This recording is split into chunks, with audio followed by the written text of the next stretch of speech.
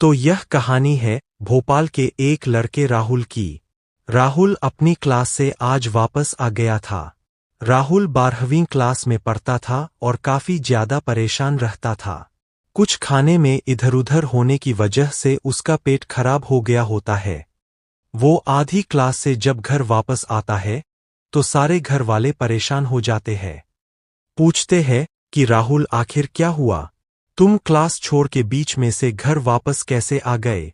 तो राहुल घर वालों को सारा वाकया बताता है कि कैसे उसकी तबीयत खराब हो गई है और अब उसके पेट में दुखने लगा है। अब उसकी मम्मी कहती है कि कुछ देर बाद यह दवाई खा लो, तुम ठीक हो जाओगे। लेकिन राहुल को चैन नहीं आ रहा था। अब सारे घर वाले किसी कारण की वजह से घर से बाहर चले गए होते हैं। राहुल को कुछ समझ में नहीं आता। वह अपने बेस्ट फ्रेंड आकाश को फोन कर सारी बातें बताता है। आकाश उसे हॉस्पिटल का पता बताता है। उनके शहर में एक नया हॉस्पिटल खुला होता है और वह कहता है कि जा वहां पे नया डॉक्टर भी आए हैं। सुना है मैंने कि वह 6 पैक लेके जिम भी करता है। अब यह सारी बातें सुनने के बाद राहुल थोड़ा बहुत अपने पेट का दर्द भूल के हॉस्पिटल की ओर चला जाता है। अब स्कूटी पे सवार हो वह दूसरी गली में चला जाता है। देखते ही देखते वह हॉस्पिटल में भी पहुंच जाता है। अब जाने के बाद नाम रजिस्टर तो कर लेता है, लेकिन वहां पे बोर्ड पे लिखा होता है डॉक्टर संदीप और इन आउट में से इनका सिंबल था, यानी कि अंदर कोई तो है और कुछ देर के लिए उसे इंतजार करना पड़ेगा। लेकिन पेट का दर्द बढ़ रहा था। तब वह वहां पर जाके काउंटर पे बताता है कि उसे थोड़ा पेट में बहुत ज्यादा दर्द हो रहा है। काफी दर्द देर से उसे डॉक्टर से मिलना है कि वहां पे काउंटर पे खड़ी नर्स उसे कहती है कि रुको, मैं डॉक्टर संदीप से बात करती हूं। डॉक्टर संदीप का यह हॉस्पिटल उनके गांव में लगभग नया ही खुला था और सारे गांव वाले यह जानते थे कि डॉक्टर संदीप बहुत ही पढ़ा लिखा और नौजवान लड़का है जिसे बाहर की तकनीकी दुनिया का सारा नॉलेज है। यह सुनने के बाद वो जाकर अंदर डॉक्टर से बात करती है। डॉक्टर संदीप कहता है ठीक है और उसके सामने जो पेशेंट है उसे कहता है कि आपका काम हो गया है, आप कल फिर भी आ सकते हैं अगर आपको कोई दिक्कत हो। और सामने वाली लड़की वहां से चली जाती है। अब कुछ ही देर में राहुल अंदर चला जाता है। जाते ही उसके होश उड़ जाते हैं, क्योंकि उसने भले ही उसके दोस्त और गांव वालों से सब कुछ सुना था, लेकिन उसने जैसा सोचा था उससे कुछ अलग ही सिचुएशन थी। यानी कि डॉक्टर संदीप सिर्फ नाम के ही लिए ही संदीप था। 6 पैक बॉडी, घने बाल, गोरा रंग, 6 फुट की हाइट। इतना हैंडसम और सेक्सी लड़का उसने आज तक कभी देखा भी नहीं होगा। यह देखकर उसका मुंह खुला का खुला रह जाता है। तभी संदीप उसे कहता है राहुल क्या हुआ? मैंने सुना तुम्हारी तबीयत बहुत खराब है। अभी नर्स बता रही थी, क्या तुम बैठ सकते हो यहाँ पे? मैं तुम्हें चेक कर लेता हूं। तो वह तुरंत जाके वहां पे लेट जाता है। अब लेटने के बाद डॉक्टर उसका पेट चेक करता है।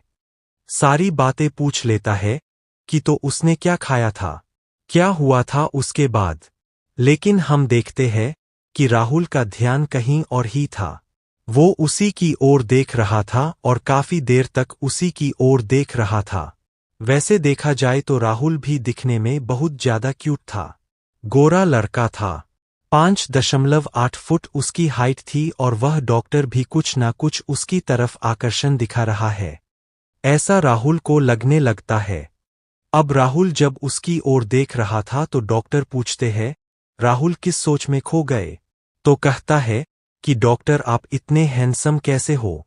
तो यह सुनकर डॉक्टर भी हंसने लगता है और कहता है कि अरे इसमें मैं क्या बताऊं, बस फिट बॉडी है, जिम करता हूं, बाकी कुछ नहीं, भगवान की देन है। और साथ ही साथ में राहुल को यह भी पूछता है कि राहुल तुम्हारे पेट में दर्द हो रहा था ना? यह समझ में आते ही राहुल फिर पेट पे हाथ रख के चिल्लाने लगता है अरे मेरा पेट दर्द हो रहा है, डॉक्टर ट्रीट कीजिए। अब हंसते हुए डॉक्टरों से बाकी का वाकया पूछ लेते हैं। अब सारी बातें बताने के बाद वो डॉक्टर कहते हैं कि ठीक है अब तुम बैठ सकते हो। बैठने के बाद डॉक्टर उसे एक इंजेक्शन दे देते हैं और कुछ मेडिसिन लिख के देते हैं। कहते हैं कि आज से कुछ दिनों के लिए तुम बाहर का मत खाओ। लेकिन राहुल कहता है डॉक्टर, ठीक है, लेकिन मेरे पेट में कुछ दर्द हर बार से ज्यादा ही है। मतलब आज तक इतना दर्द कभी नहीं हुआ। तो क्या मुझे आपका नंबर मिल सकता है? लेकिन तभी डॉक्टर कहते हैं, अरे मैंने तो चिट्ठी पहले ही तुम्हारे सामने रखी है। मैं यूजुअली किसी को अपना नंबर नहीं शेयर करता, लेकिन तुम्हारी सिचुएशन देखकर मुझे लगता है कि तुम्हें नंबर शेयर करना चाहिए। यही हम देखते हैं कि राहुल के तो मन ही मन 2-4 लड्डू फूट चुके थे। राहुल इस सोच में पड़ा था कि कहीं डॉक्टर उसके प्यार में तो नहीं पागल हो गया। मैं कुछ ज्यादा तो नहीं सोच रहा और वह वहां से चला जाता है। जाते वक्त डॉक्टर उसे एक अजीब सी स्माइल देते हैं। अब यह स्माइल देखकर राहुल कुछ और ही समझता है। राहुल सोचता है कि डॉक्टर भी मेरे प्यार में पागल नहीं। अरे मैं भी तो दिखने में कहाँ कम हूं। वो जरूर मेरे प्यार में पागल हो गया होगा। अब वह दौड़ता दौड़ता घर जाता है। मेडिसिन लेकर सोने के लिए अपने बेड पर जाता है, लेकिन उसकी आंख नहीं लगती। पूरे वक्त डॉक्टर के ही मन में ख्यालात थे। कुछ ही देर बाद वह अपने दोस्त को कॉल करता है। आकाश को बताता है कि अरे आकाश, तुझे क्या बताऊं आज मेरे साथ क्या हुआ। तो आकाश कहता है, पता है, हर बार की तरह तू फिर से उसके प्यार में पागल हो गया होगा और वह तुझे जरा भी भाव नहीं दिया होगा, और हंसने लगता है। तब यह उसे कहता है कि अरे पागल, सुन तो ले पूरी बात। वो डॉक्टर मेरे प्यार में पागल हो गया है, तहस-नहस हो गया है। अब इसकी बढ़ाऊ बातें सुन के वो कहता है कि सच सच बता हुआ क्या था। तो उसे पूरा वाक़या बताता है और कहता है कि वहां पे डॉक्टर लगभग पूरा वक्त मुझे पर कंसंट्रेशन से देख रहा था। मेरे लिए उसने कस्टमर या फिर उसका पेशेंट भी भगा दिया। वो कहता है, अरे तू, तेरे पेट में ज्यादा दर्द हो रहा था इसलिए डॉक्टर ने किया ना। तू कुछ ज्यादा ही सोच रहा है यार। और हो भी सकता है, पता नहीं, बता नहीं सकते। लेकिन डॉक्टर तो दिखने में हैंडसम है, तो मुझे भी बीमार पड़ना पड़ेगा। तो उस पर उसका दोस्त उस पर भड़क देता है। राहुल उसे कहता है, देख ले मेरा है, डॉक्टर मुझे पसंद आ गया।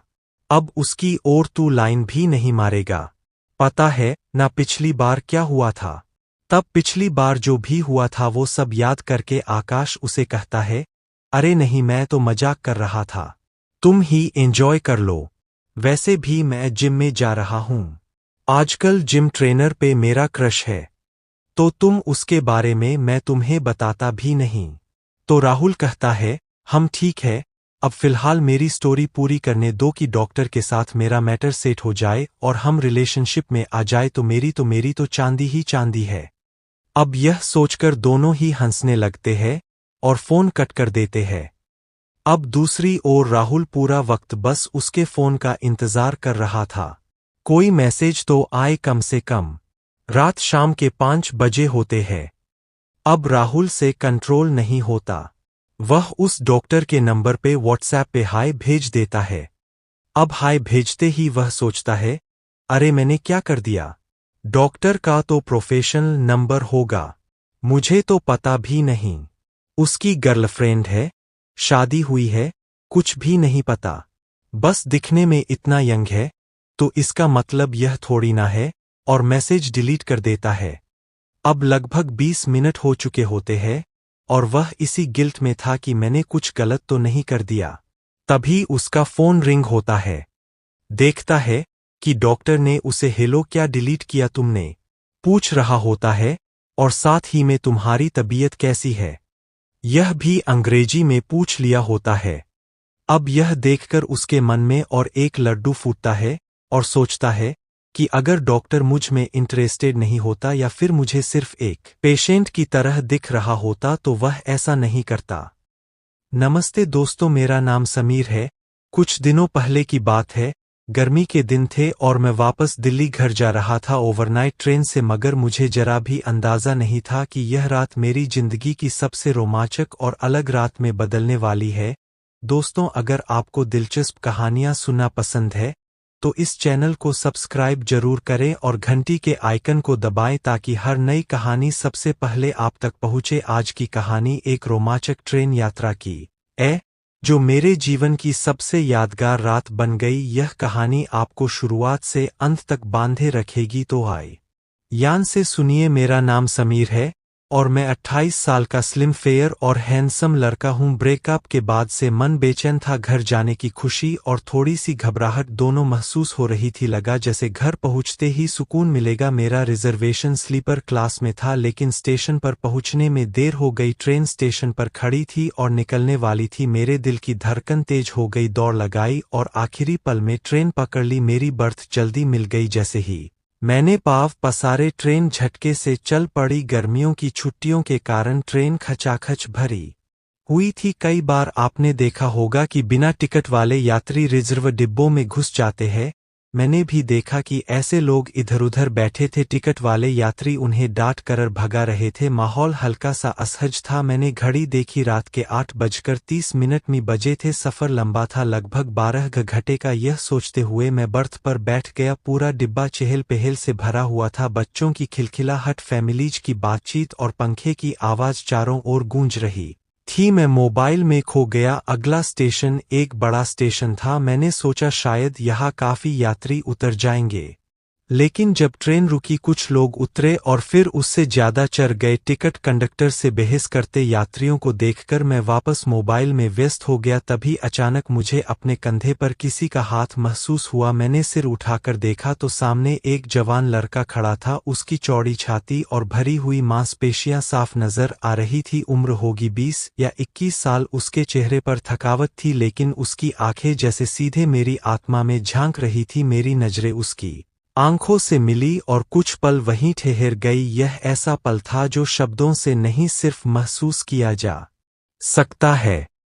उसकी उम्र करीब 20 साल थी और वह 6 फीट लंबा था। उसका आत्मविश्वास उसके चेहरे पर स्पष्ट दिखाई दे रहा था। वह एक अच्छे मर्दाना लुक्स वाला लड़का था, जिसकी चौड़ी छाती और मजबूत बाहें उसकी पुरुष को दर्शाती थी। उसके बाइसेप्स की उभार उसकी शर्ट से स्पष्ट दिखाई दे रहा था। गर्मियों की अत्यधिक गर्मी के कारण वह पसीने से तरबतर था। उसकी शर्ट गीली थी और उसके माथे पर पसीने की बूंदें स्पष्ट दिखाई दे रही थी। उसके कंधे पर एक बैग लटक रहा था और उसने एक स्लिम फिटिंग ग्रे शर्ट पहनी हुई थी। वह अपने बालों को ठीक कर रहा था और अपनी मूंछों को प्यार से सहला रहा था। वह अपनी उंगलियों से अपने कानों के पीछे के बालों को भी ठीक कर रहा था। बीच बीच में वह अपने दाहिने जांघ के ऊपरी हिस्से को हल्के से रगड़ रहा था। फिर वह मुस्कुरा रहा था, लेकिन उसकी आंखों में थकान स्पष्ट दिखाई दे रही थी। फिर मैंने जबरदस्ती खुद को मोबाइल पर ध्यान देने को मजबूर किया, मगर मेरी नजरें बार बार उसकी तरफ खींच जा रही थी। इस बार जब मैंने देखा, उसके चेहरे पर एक प्यारी सी मुस्कान थी। उसने धीरे से कहा,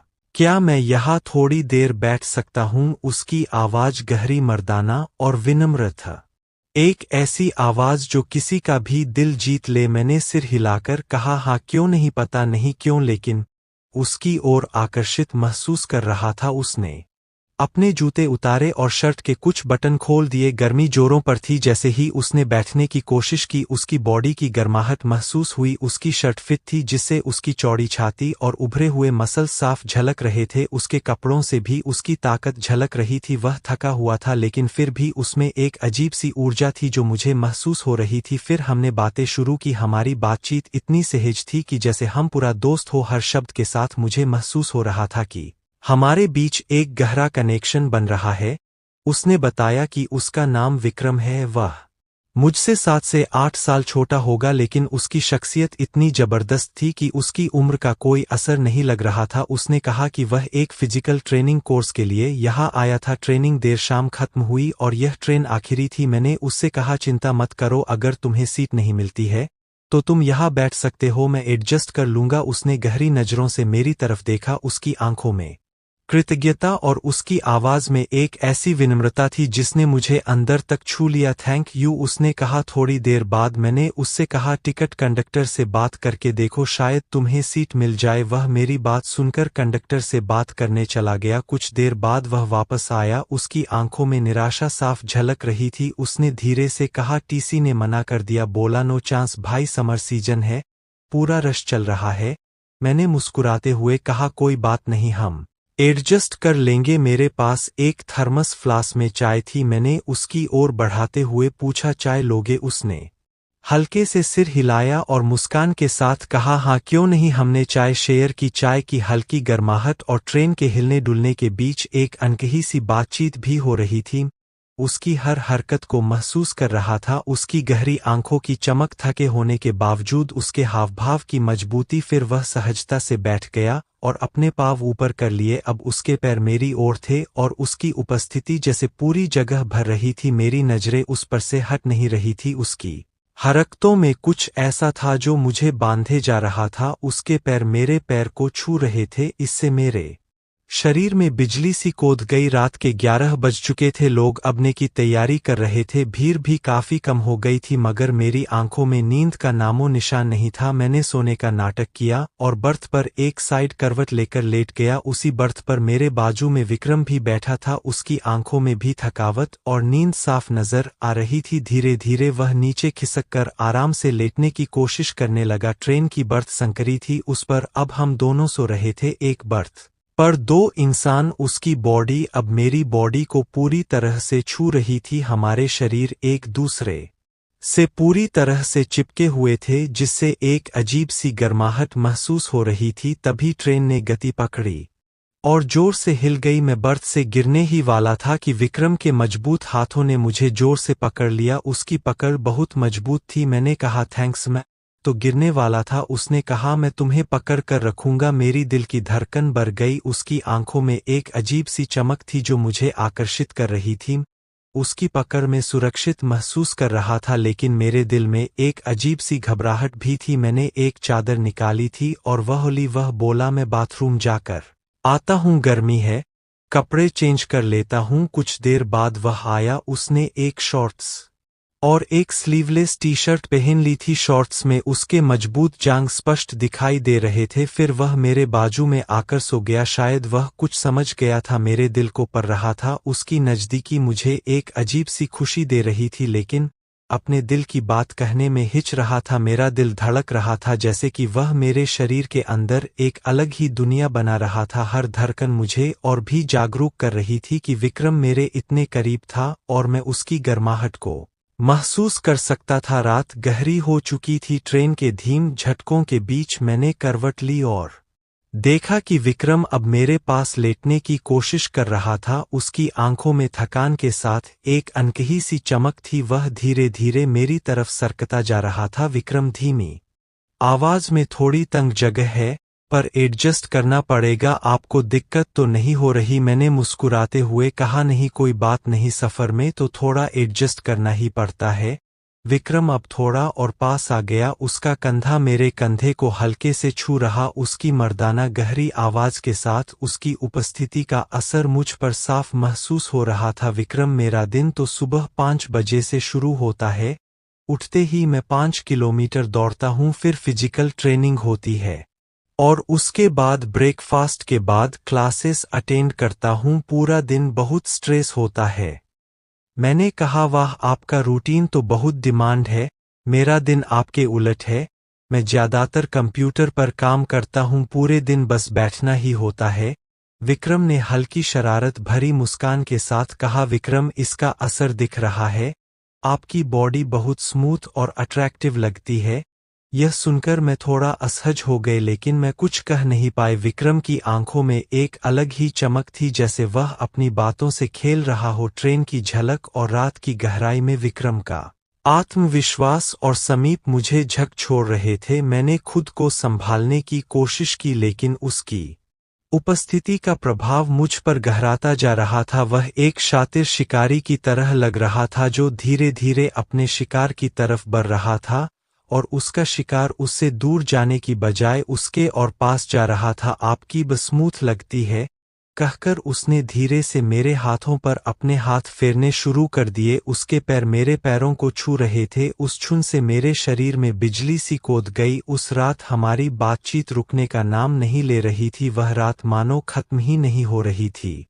मैं एक 28 साल का दुबला पतला गोरा और स्मार्ट लड़का हूँ। ब्रेकअप के बाद मैं भारी मन से अपने घर दिल्ली लौट रहा था रात की ट्रेन से, लेकिन मुझे क्या पता था कि वह रात इतनी रोमांचक होगी कि मेरी जिंदगी बदल देगी। उस ट्रेन में मेरी मुलाकात एक मस्कुलर हंक से हुई जो मुझसे उम्र में छोटा था। उसका नाम विक्रम था, उसका रिजर्वेशन नहीं था और वह मेरी बर्थ पर बैठ गया। फिर हमारी बातचीत शुरू हुई और हम दोनों काफी घुल मिल गए। अब आगे की कहानी और भी दिलचस्प होने वाली है, लेकिन उससे पहले हमारे चैनल को लाइक और सब्सक्राइब करना ना भूले ताकि आप इस रोमांचक सफर का कोई भी हिस्सा मिस ना करें। रात और गहरी होती जा रही थी, 11 बज चुके थे। विक्रम बाथरूम से लौटकर आया। उसने एक शॉर्ट्स पहन ली थी और एक स्लीवलेस टी शर्ट। उसकी मस्कुलर जांघें शॉर्ट से बाहर साफ झलक रही थी, जैसे उसकी मेहनत और फिटनेस की पूरी कहानी बता रही हो। वह आराम से चलते चलते बीच बीच में अपनी जांघों के ऊपरी हिस्से पर हाथ फिरा रहा था, जैसे थकान दूर कर रहा हो या फिर खुद को सहज महसूस करा रहा हो। उसकी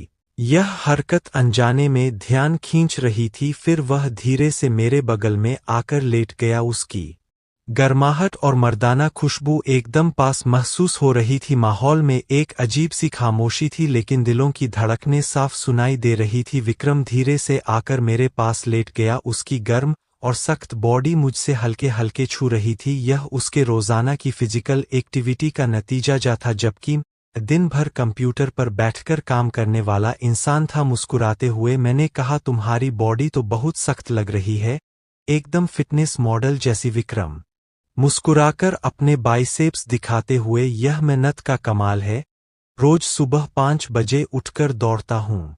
वाकई खास है, मैंने कहा। तुम्हारी मस्कुलर बॉडी देखकर लगता है जैसे तुम किसी एक्शन मूवी के हीरो हो विक्रम, और तुम्हारी मुलायम देखकर लगता है जैसे तुम रोमांटिक मूवी के लीड हो। फिर तो हमारी मूवी, मैंने कहा, सुपरहिट होगी। मैं जो खुद को लड़कियों के दिल का चॉकलेटी हीरो समझता था, आज विक्रम मेरे दिल के एक अनजाने मगर छिपे हुए भाग में पहुंच गया था। वह मेरे मन के उन अनछुए तारों को हिला रहा था। वह मेरे मन के उस भाग पर पहुंच गया था जो मुझे भी नहीं पता था कि मौजूद है। अब वह जैसे मुझे डोमिनेट कर रहा था, मैं उसकी जैसे हर बात मान रहा था, जैसे मैं कोई स्लेव हूं और वह मेरा कोई मास्टर हो। ऐसा मेरे साथ पहले कभी नहीं हुआ था। क्या सही है और क्या गलत मैं नहीं सोच पा रहा था। बस उस पल में बहुत खुश था, यह महसूस कर रहा था। उसकी मीठी बातें मेरे दिल की धड़कनों को बढ़ा रही थी और मेरा मन उसकी ओर आकर्षित हो रहा था, जैसे एक पतंगा प्रकाश की ओर बढ़ता है। उसकी आंखें मेरी आंखों में गहराई से झांक रही थी और मैं महसूस कर रहा था कि वह मेरे दिल की गहराइयों को पढ़ रहा है।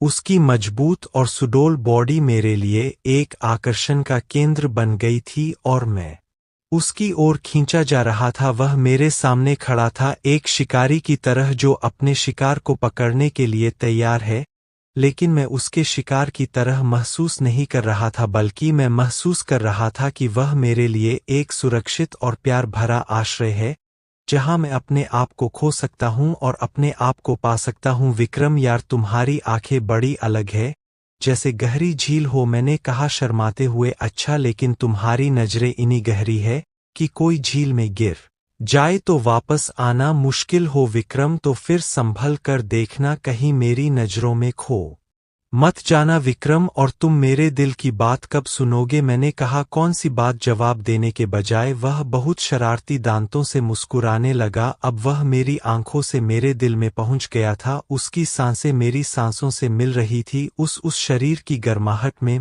महसूस कर रहा था मेरा दिल भी बहुत जोर से धड़क रहा था, जैसे कुछ होने वाला हो। वह धीरे धीरे अपने लक्ष्य की तरफ बढ़ रहा था। ट्रेन की ज्यादातर लाइट्स बंद हो चुकी थी, लोग सभी सो गए थे। रात और गहरा रही थी, लेकिन मेरे लिए यह एक अलग रात बन गई थी। रात का अंधेरा मेरे मन को जगा रहा था। तभी उसका चेहरा मेरे चेहरे के ओर बहुत पास आ गया।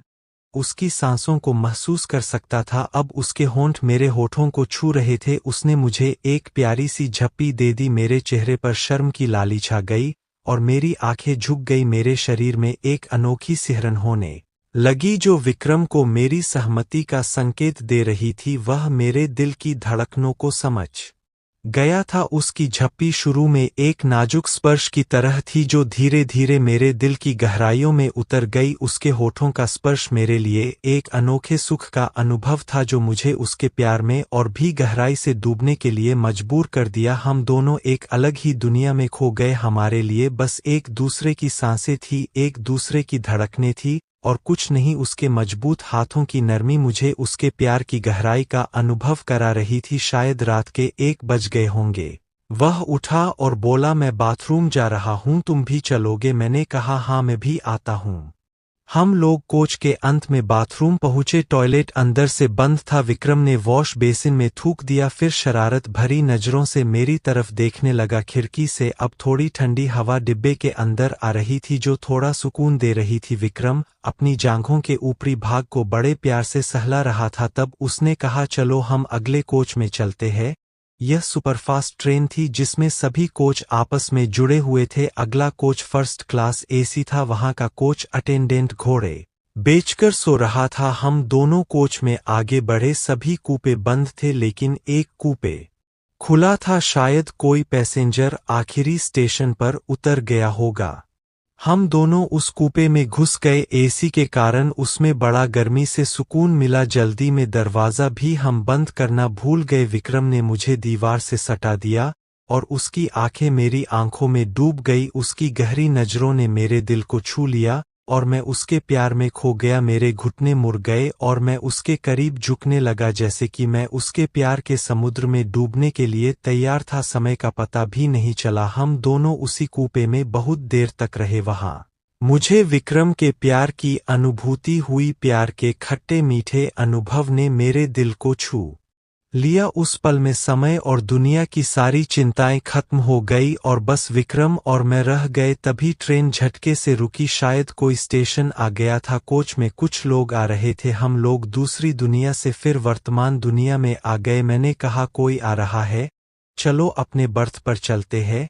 हम दोनों अपने बर्थ पर जल्दी से आ गए। मैंने घड़ी की तरफ देखा, सुबह के 5 बज रहे थे। फिर हम दोनों सुकून से अपने बर्थ पर सो गए। विक्रम के साथ बिताए गए उन पलों की यादें मेरे दिल में बस गई और मैं एक शांत और संतुष्ट नींद में खो गया। बच्चों के शोर से जब मेरी नींद खुली तो खिड़की से आती तेज रोशनी ने मेरी आंखों को चौंका दिया। मैंने अपनी घड़ी देखी, सुबह के 8:30 बज चुके थे। मेरे अंदर एक हलचल सी हुई। अरे इतनी देर तक सोता रहा। मैंने घबराकर चारों तरफ देखा। तभी एक यात्री की आवाज आई, भाई साहब क्या उतरना नहीं है?